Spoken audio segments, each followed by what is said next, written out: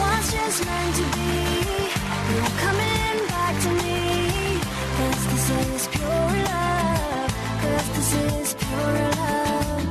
I know you're more afraid than I said I'll wait, 'cause this is pure love, 'cause this is pure love.